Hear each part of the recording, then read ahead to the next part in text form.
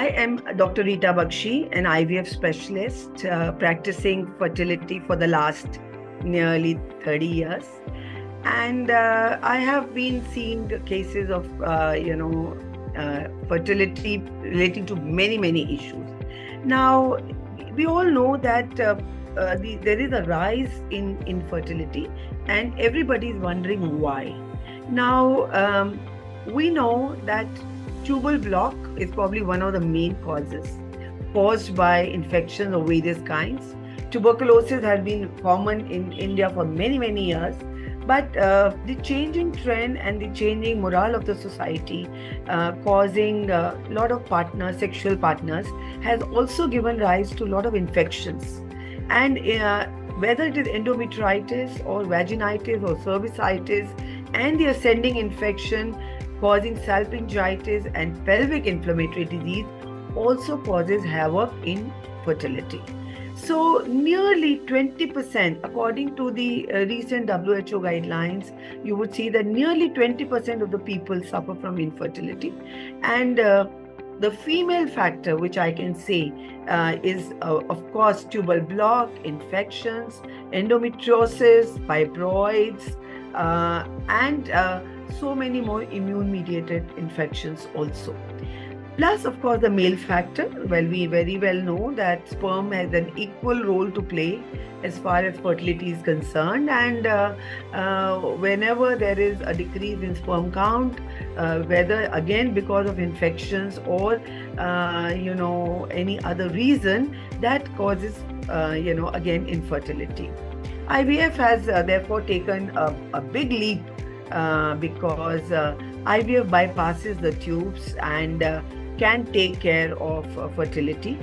But if you want to become naturally pregnant, it is very important to see that not only are you looking at the non-pharmacological and pharmacological interventions, like, for example, we would advise patients to reduce their alcohol, reduce smoking, have a healthy nutrition, vitamin D, vitamin E, coenzyme Q10, folic acid, zinc, magnesium. Well, these are the products that you're using. But besides that, we are also looking at so many other ways to improve fertility. And in that manner, bacterial vaginosis plays a big role. Whenever we have seen the flora of the vagina, the vaginal flora as well as the gut flora, and because remember, both of them are interlinked. See, both the tracts being very close by, the rectum and the vagina, the anal tract and the vagina, the flora is also interrelated.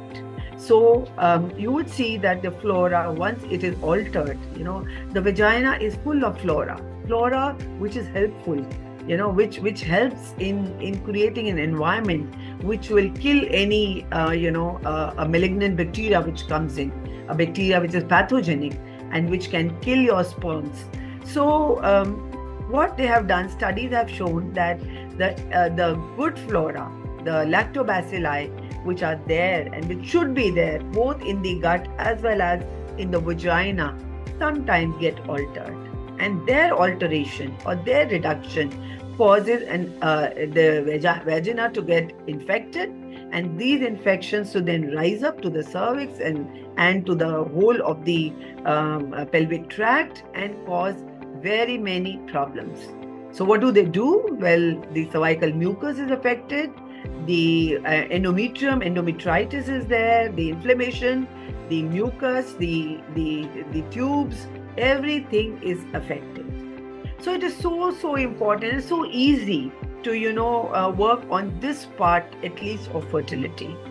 If we can just maintain a good flora, we used to talk of curd, and we used to talk of so many helpful bacteria which are there in our GIT. It's the same way we are now talking of the urinary tract, we are talking the vaginal tract, and we are talking of the gut. So, and all three are absolutely close by, interacting with each other. So what they have found that the bacteria that is there and that consists of Lactobacilli crispatus, which is the 60% form of bacteria. So if we have this kind of ratio maintained, and this gives rise to a healthy vaginal mucosa and a healthy fertilization and helps in fertility.